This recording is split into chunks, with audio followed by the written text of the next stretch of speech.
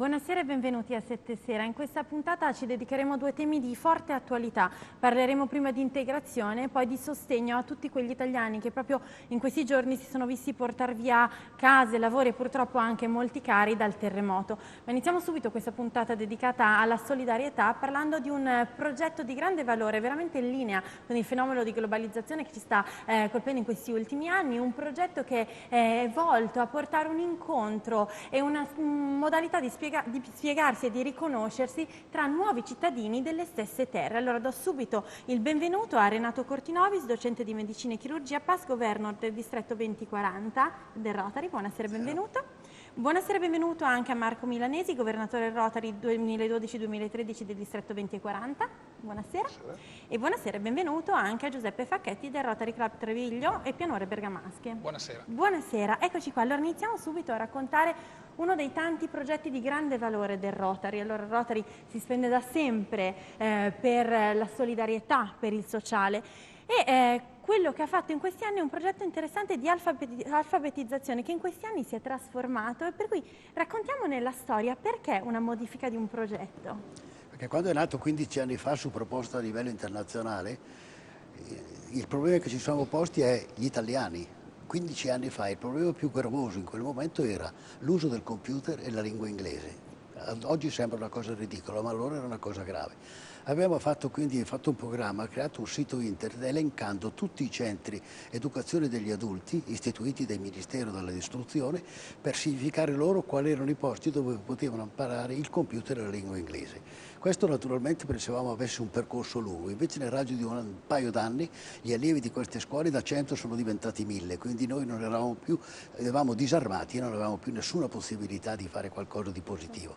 In quel momento stava venendo incrementando l'altro problema da lei accennato, che era quello dell'accesso degli stranieri.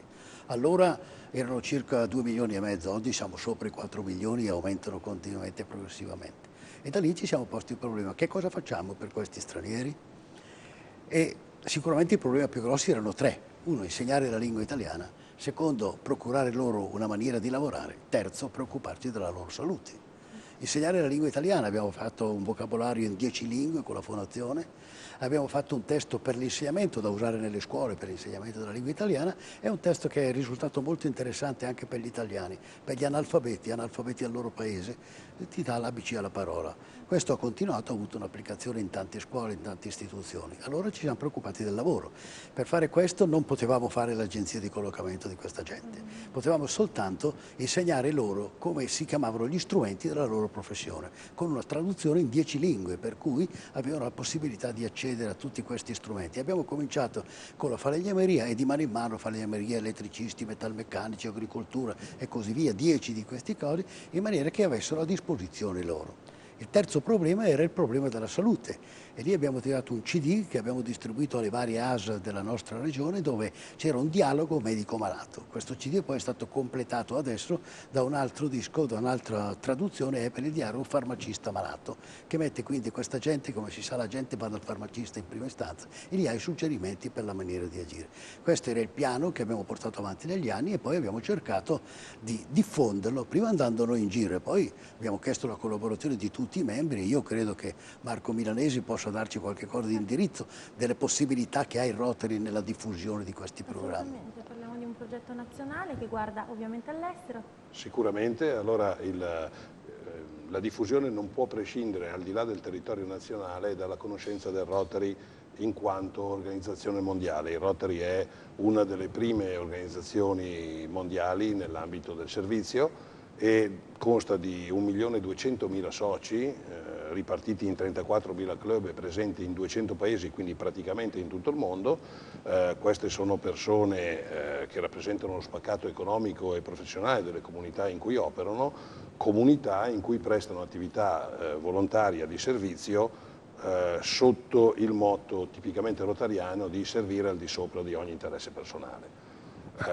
Per quanto riguarda l'alfabetizzazione a livello mondiale sono diversi i programmi educativi che il Rotary International pone, che vanno dalla 100.000 studenti che frequentano in 130 paesi e che diventano ambasciatori culturali del Rotary International e che quando rientrano nella loro comunità mettono a disposizione delle loro comunità quello che hanno imparato, a altri programmi educativi ed umanitari. In collaborazione con le più grandi università di fama mondiale, il Rotary International ha istituito dei centri specializzati per lo studio per la pace e la risoluzione dei conflitti, che sono a livello di borse di studio da master.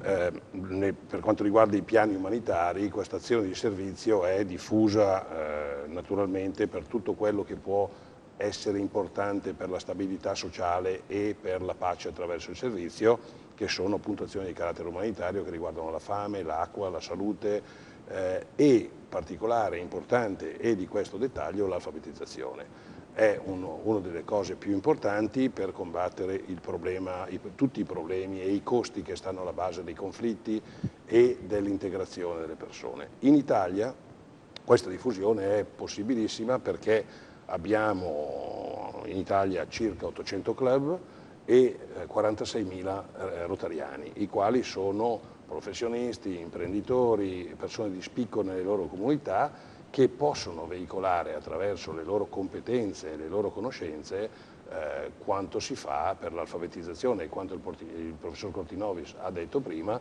diffondendolo capillarmente nel network, perché ricordiamoci che il Rotary è veramente il primo network sociale e quindi questo è importante per la nostra capacità e competenze di diffusione. Contiamo di fare questo ed è possibile farlo se pensiamo all'azione che abbiamo fatto per esempio per la Polio Plus a livello mondiale.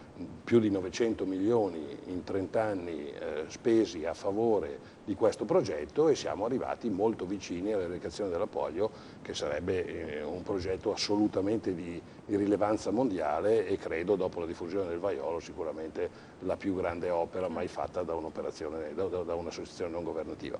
Tornando all'alfabetizzazione, quello che diceva il professor Cortinovis è importante per l'integrazione, per il concetto di diversità che sta alla base, del rispetto della diversità che sta alla base dell'operato del Rotary, perché il riconoscere la diversità indipendentemente dalla razza, dalla lingua, dalla fede e dal credo politico sono elementi di base del Rotary International.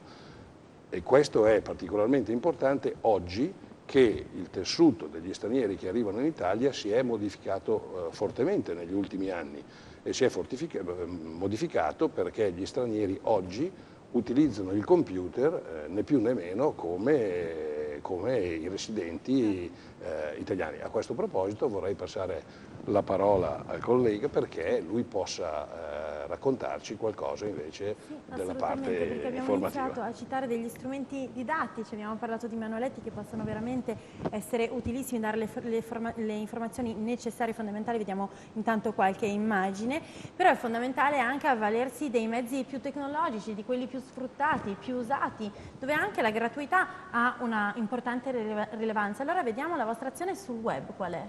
Vorrei fare un inciso però a questo Prego. proposito. Quando noi abbiamo realizzato le tematiche che ho illustrato, avevamo creato un sito internet, ma era un sito internet, chiamiamolo così, statico, nel senso che l'abbiamo messo poi a disposizione ai mediatori culturali perché lo diffondessero. E rimarcherei questo fatto che ha già detto l'amico Marco Milanesi, che adesso è cambiata l'audience e adesso per esempio in una esplorazione di una situazione del Milano e della Lombardia abbiamo scoperto l'esistenza di almeno 150 associazioni straniere, albanesi, marocchini, eccetera, dove tramite i portali entrano in comunicazione con il nostro sito. Ma il nostro sito a questo punto è cambiato. Quindi io credo che Giuseppe Facchetti possa darvi un'idea più precisa di questo nuovo sito, non più statico ma dinamico. Infatti, così come Renato Cortinovis spiegava l'evoluzione del progetto, allo stesso modo gli strumenti e i supporti che noi abbiamo utilizzato negli anni si sono evoluti, quindi dal libro al supporto magnetico al web, e il nostro sito nell'ultimo anno e mezzo in particolare si è appunto trasformato da un oggetto statico, quindi da un deposito di informazioni e di materiale, in un sito dinamico, interattivo, che permette di lavorare non più solo con i mediatori culturali ma anche con gli utenti finali e quindi con le comunità che ci sono sulla rete, le comunità dei social media e quindi forte interazione con Facebook piuttosto che Twitter e gli altri ambienti che il web ci mette a disposizione. Oggi il sito è un ambiente dove l'utente finale può accedere alla documentazione che noi abbiamo preparato, può sfogliarla online oppure può decidere di scaricarla, ma la cosa importante è che non ci limitiamo ovviamente al PC, ma l'utente che abbia un tablet, un cellulare, quindi in qualunque momento, in qualunque luogo può accedere alle informazioni, ai documenti che noi abbiamo preparato e quindi utilizzarli. Io mi sono portato un paio di numeri. Prego, così no? capiamo l'importanza di questa attività di servizio veramente lodevole che state portando avanti. Esatto, giusto per dare un'idea della dimensione.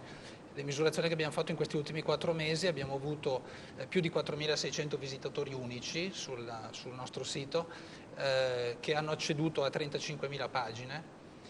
Con una durata media della visita di 6-7 minuti, quindi non sono visitatori che arrivano e se ne vanno immediatamente, ma scorrono le varie pagine, consultano, trovano le informazioni che loro servono, li scaricano eventualmente, eccetera.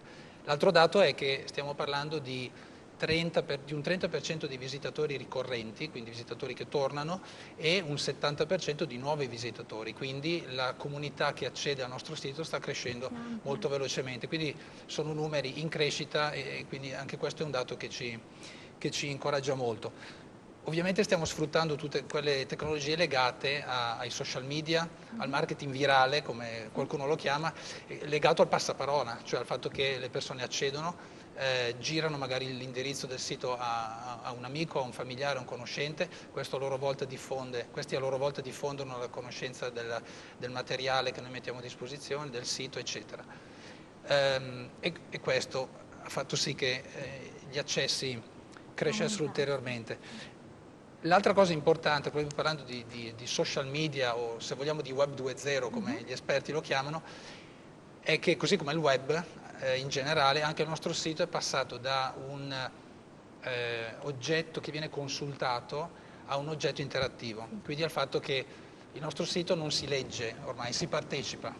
Quindi l'utente arriva, interagisce direttamente con il nostro sito, questo permette a noi non solo di distribuire o mettere a disposizione informazioni, ma anche di raccogliere commenti, input, suggerimenti da chi accede al sito, quindi rendere la cosa molto dinamica e interattiva. Per ambo le parti. E allora ci rimane un minuto, abbiamo scoperto questo progetto che ha tanta storia, ma che dimostra come voi Rotary sappiate rispondere veramente alle necessità del momento, del nostro paese, delle persone che lo abitano. Allora dedichiamo l'ultimo minuto a capire quale sarà il futuro di questo progetto. Ci siamo preoccupati delle problematiche di carattere sociale. Innanzitutto, prima avevamo stampato un testo per le badanti, adesso abbiamo stampato un testo per le assistenti sociosanitarie che possono essere usate sia per i malati gravi a domicilio che nelle strutture di ricovero di piccole entità. Ci siamo preoccupati del problema dell'entrare nella scuola per i bambini e lì abbiamo fatto un testo sempre multilingue per istruire le mamme dei bambini cosa troveranno a scuola e anche un testo per gli stranieri che vogliono avere la cittadinanza italiana.